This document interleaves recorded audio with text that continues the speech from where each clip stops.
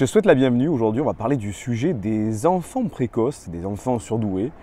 Et je vais essayer de répondre à la question, est-ce qu'il faut faire sauter une classe ou est-ce qu'il faut mettre les enfants précoces, les enfants surdoués dans des écoles spécialisées?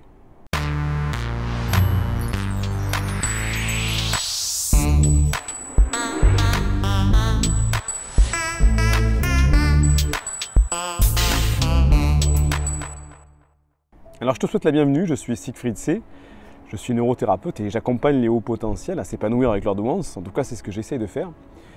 Et aujourd'hui, alors tu m'excuseras pour la voix, mais je sors d'une rhinopharyngite et j'ai la voix totalement cassée. Mais bon, ça ne m'empêchera pas de faire la vidéo aujourd'hui. Et je me trouve dans un coin assez magnifique, sur la côte d'Azur, à côté de... Je suis à Saucey-les-Pins exactement. Et donc, aujourd'hui, la vidéo sur les enfants. Alors, pourquoi je fais cette vidéo-là? Parce qu'en fait, j'ai beaucoup de parents qui m'ont posé la même question. Et je vois souvent autour de moi des parents qui ont des enfants précoces, des enfants surdoués, et qui ne savent pas trop comment réagir par rapport à ça, ou qui prennent parfois des mauvaises décisions.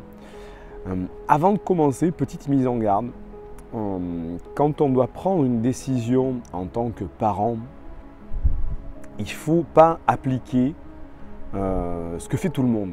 Ce que je veux dire par là, c'est que chaque cas est spécifique, et c'est pas parce que Pierre, Paul ou Jacques ont pris cette décision et que ça a marché pour eux que ça va marcher pour tel ou tel parent.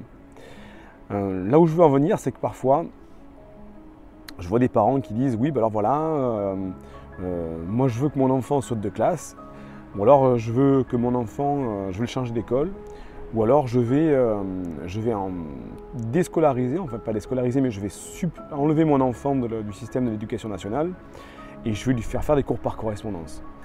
Et dans tous les cas, ça fonctionne, mais pas pour tout le monde. Et c'est là où il faut faire très attention. Donc, premier élément à prendre en compte, déjà, est-ce que mon enfant est effectivement en avance? Est-ce qu'il a une douance? Est-ce qu'il a une précocité réelle? Et il faut toujours faire attention quand on est parent.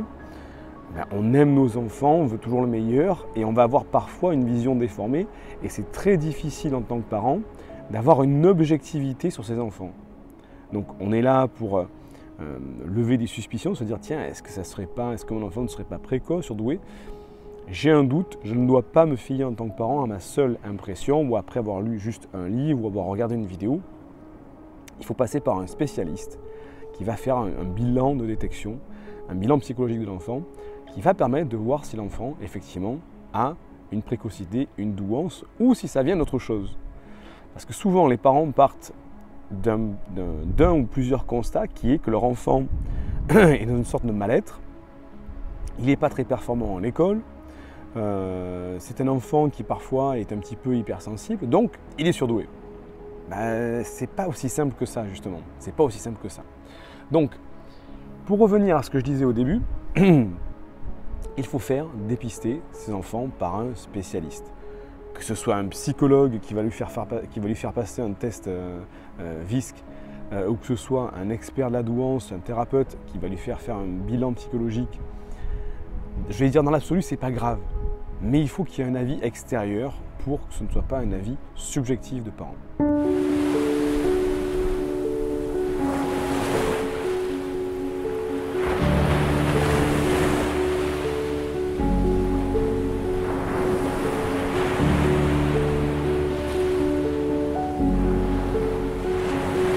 Deuxième étape, est-ce que la problématique de l'enfant ne vient pas d'autre chose?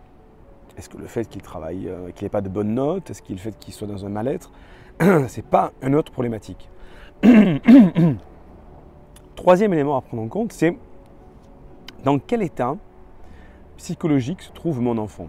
Est-ce que mon enfant est assez solide pour supporter un changement complet d'environnement? Parce que quand on dit je vais faire sauter de classe mon enfant, je vais le changer d'école, ou je vais le sortir de la scolarité pour lui faire une autre scolarité, c'est un changement total d'environnement et d'habitude. Et un enfant, si déjà à la base il se trouve dans une sorte de déséquilibre, ça risque d'autant plus de le déséquilibrer. Donc la deuxième question à se poser, c'est est-ce que mon enfant a la force, l'envie, la motivation d'avoir ce changement-là? Et ça, c'est un dialogue qu'il faut avoir avec son propre enfant. Et il faut parler de manière très ouverte en discutant avec son enfant. Un enfant, ça comprend beaucoup de choses. Lui dire, est-ce que vraiment tu as envie qu'on change quelque chose? Est-ce que si on fait A, B ou C, est-ce que ça va te convenir? Est-ce que tu prends en compte tous les tenants et les aboutissants en lui expliquant tous les tenants et les aboutissants des changements qu'il va y avoir? Si tu sautes de classe, tu vas te retrouver avec des copains qui seront beaucoup plus grands. Effectivement, ça sera peut-être mieux pour toi. Si tu changes d'école, il va falloir te faire de nouveaux copains. Il faut vraiment tout lui expliquer pour voir si lui va être super content. Bah ouais, franchement, c'est ce que je veux faire. Ou alors c'est, ouais, si ça te fait plaisir, je veux bien, mais voilà. Donc deuxième question, est-ce que l'enfant est assez fort?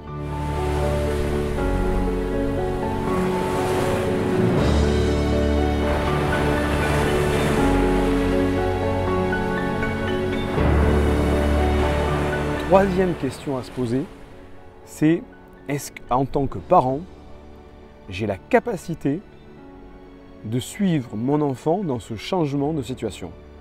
Parce que c'est assez facile pour les parents, et je suis parent moi aussi, j'ai 2 enfants, de se reposer, de reposer la responsabilité de ses enfants sur quelqu'un d'autre. De dire, ok, je vais le faire sauter une classe, je veux qu'il saute une classe, ok, il saute une classe, et c'est les professeurs qui vont s'en occuper. C'est-à-dire que c'est les professeurs qui ont qu'à vérifier si c'est au niveau, etc. Voilà, j'ai pas le temps moi en tant que parent. Ou alors, je le change d'établissement, et c'est les professeurs qui se débrouilleront en cours de classe pour rattraper le programme s'ils n'étaient pas au même module ou quoi que ce soit. Ou alors je vais le déscolariser, je vais lui faire l'éducation à la maison, l'instruction en famille, les cours par correspondance. Mais en fait, je le ferai, mais j'ai pas trop le temps, ou j'ai pas pris en compte le fait que après avoir travaillé 2-3 heures, qu'est-ce que je fais de mon enfant le reste de la journée? Donc c'est une troisième question très importante à se dire, est-ce que j'ai la capacité psychologique, pédagogique, les moyens financiers, les moyens en temps de m'occuper de mon enfant si je lui impose ce changement de situation-là? Et c'est très important ce que je suis en train de dire, très important. Parce que le rôle d'un parent, c'est d'accompagner son enfant. Si tu n'as pas le temps, que ce n'est pas une priorité pour toi, l'éducation de ton enfant, que tu préfères le déléguer à quelqu'un, ne lui impose pas un changement de situation. Un enfant, c'est quand même fragile, c'est pas facile, c'est la jungle quand on est dans une cour d'école, d'autant plus si on est un petit peu hypersensible ou quoi que ce soit.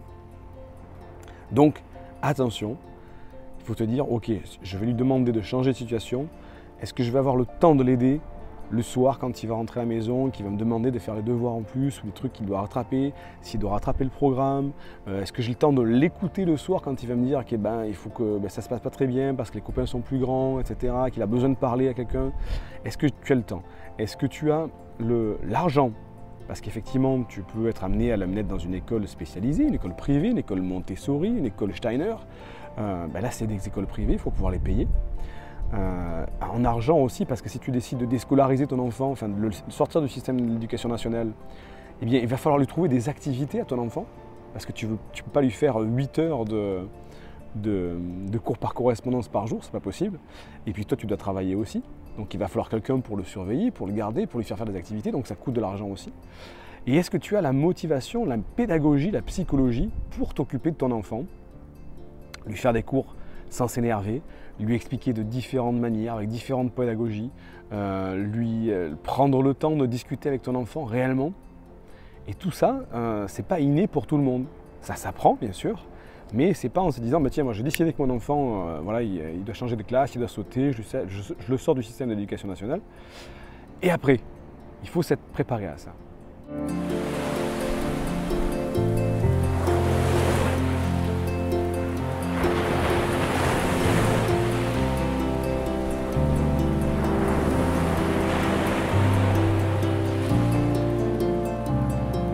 Alors c'est vrai que moi j'ai 2 enfants qui ont à peu près 9 et 10 ans on va dire, et on a décidé de les sortir du système de l'éducation nationale pour des raisons qui nous sont propres, parce qu'on n'est plus en accord avec ce qu'on apprend dans l'éducation nationale, les valeurs, le contenu, et on ne pense pas que c'est la meilleure des solutions. Mais cette décision, c'est une décision qui nous est propre. C'est parce qu'on a réfléchi, on a fait une réflexion par rapport à nos valeurs et on a mesuré le fait qu'on avait les possibilités de faire ça.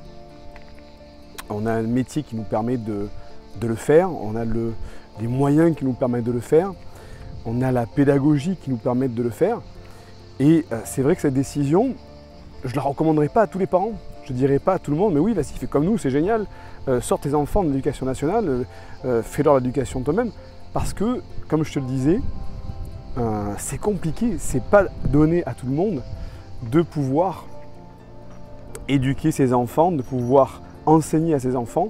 Et effectivement, tous les jours, c'est pas facile, c'est jamais parfait. Il y a des hauts, il y a des bas, il y a des moments de démotivation, il y a des moments où c'est plus compliqué que d'autres. Les enfants ont envie un jour et n'ont pas envie le lendemain. Voilà, et tout ça, c'est jamais la solution, le fonctionnement idéal qu'on envisage au début en se disant waouh, ça va être génial, je vais le passer d'une situation A à une situation B, et effectivement après ça va être le monde des bisounours. Non, c'est pas noir ou blanc. Quelle que soit la situation que tu vas proposer à ton enfant, une situation de changement, ça va être de l'expérimentation, parce que c'est vraiment du cas particulier. Donc tu ne peux pas en amont valider, te dire oui ça va être mieux. C'est une expérience qu'il va falloir vivre, découvrir avec ton enfant.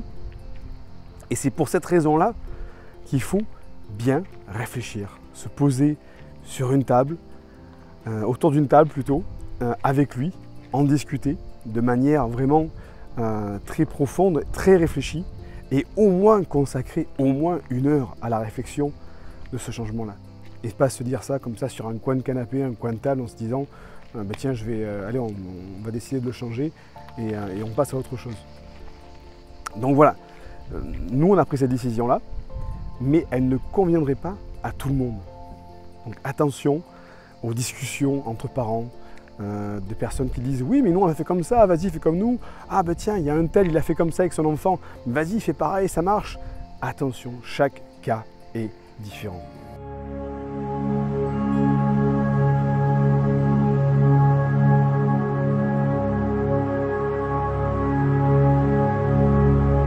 Donc je résume, première chose, est-ce que ton enfant est réellement précoce, surdoué, surefficient, ou est-ce que c'est autre chose? Deuxième question, est-ce que tu as parlé avec lui de tous les changements et est-ce qu'il est d'accord pour faire ça? Et troisième question, est-ce que tu as les moyens financiers, en temps, en motivation, en pédagogie pour t'occuper de ton enfant si tu dois faire ces changements avec lui? Si aux 3 questions que je t'ai posées, tu réponds non, stop, arrête tout. Il vaut mieux laisser ton enfant là où il est actuellement et à ce moment-là, l'aider dans sa situation. Dire ok, tu vas rester dans ta classe, tout ça, mais effectivement, le peu de temps que j'ai consacré à toi, que je peux te consacrer, le peu d'argent que je peux mettre en plus là-dedans, je vais te prendre un prof en plus, un coach en plus, je vais m'occuper de toi 1 heure en plus dans la journée, mais ça ne sort pas de la limite comment dire, d'un rêve, voilà. Souvent quand on est parent, on dit ouais c'est bon, on va partir, je vais pouvoir tout faire. Non, il vaut mieux en faire un tout petit peu, le faire très bien, 1 heure de plus par jour et parler à son enfant, discuter, dialoguer, l'aider, lui expliquer, plutôt que se dire écoute, je le sors du système ou je lui fais sauter une classe et là je vais avoir besoin d'être avec lui pendant au moins 4 heures tous les jours parce qu'il va y avoir une transition difficile. Voilà, j'ai réussi à faire cette vidéo sans avoir la voix cassée, c'est déjà pas mal. Si tu, hop là, je tombe le téléphone. Si tu as aimé cette vidéo, je suis pas loin. Si tu as aimé cette vidéo, like la vidéo, partage-la à un parent qui pourrait bien sûr en avoir besoin. Et je te dis à très vite pour une prochaine vidéo. Bye bye. Indique-moi en description à quelle adresse t'envoyer la formation offerte qui s'intitule « Canalise tes pensées envahissantes et profite de l'instant présent ». Et surtout, partage cette vidéo à une personne de ton entourage que ça pourrait aider. Et n'oublie pas, comme le disait Einstein, la folie c'est de faire toujours la même chose et de s'attendre à un résultat différent. Si tu veux t'épanouir avec ta douance, c'est le moment d'utiliser le bon mode d'emploi, celui qui fonctionne avec toi, et de changer pour faire de cette terre un monde meilleur.